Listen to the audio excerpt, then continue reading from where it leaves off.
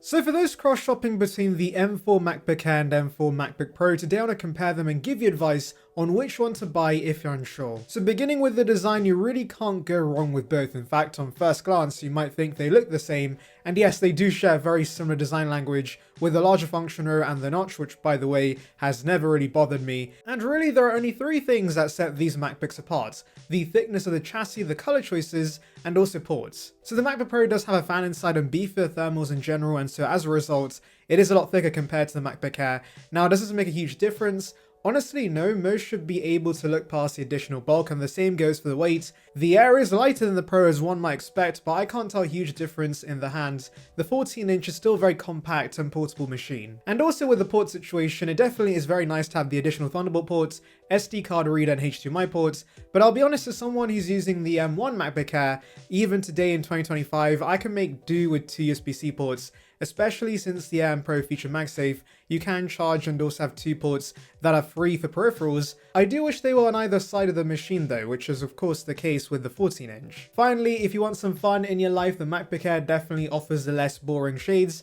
The Pro does have a snazzy space black option, but the Air does offer midnight starlight and a new fancy sky blue. I'll be honest though, I always go for silver when it comes to Macs because that's the classic option. And if you agree with me, or even if you don't, make sure to subscribe. It would bring you the latest about Apple right to subscription box. It's free, so please consider it. It would be appreciated. Join the Saranbyte gang now. Moving on to the display, there is a stark difference between these models. The 14-inch has one of, if not the best display on a laptop right now. It blows my mind that Apple's given the base 14-inch the exact same panel as its higher end counterparts, but I appreciate the mini LED, I appreciate the higher brightness the M4 model now offers.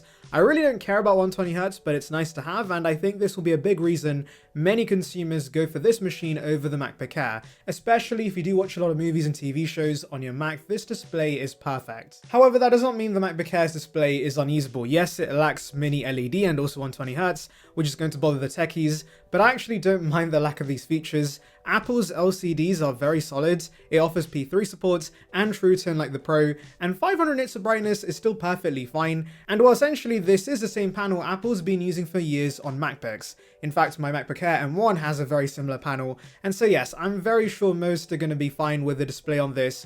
I guess the best thing to do is try these Macs out in person, and if you can appreciate the better display on the MacBook Pro, then you can justify the additional cost for it. But yeah, I don't think the MacBook Air's display is a huge con. By the way, the Pro does have an option to get a nano texture finish, which can reduce reflections. It is a bit of a pricey upgrade though. Moving on to performance, we have the same M4 models in both models, however the base Air does have a binned version of the M4 with 2 less GPU cores, but performance as one expects is very similar across these two Macs. But if you're wondering if the fan in the MacBook Pro makes a difference, that's not really the case. Obviously, I can't speak for everyone. I'm only basing this on my workflow with these machines, which is 4K video editing every single day, alongside the usual mix of emailing, writing up documents and scripts, and also watching YouTube and movies. But for my kind of usage, I really have not noticed a big difference. I don't even hear the fan very often in the 14-inch, mainly because Apple's silicon is so efficient, and so don't be pissed off by the fact the M4 Air is fanless, because these machines are still very, very powerful. I've been using an M1 Air for the last 4 years,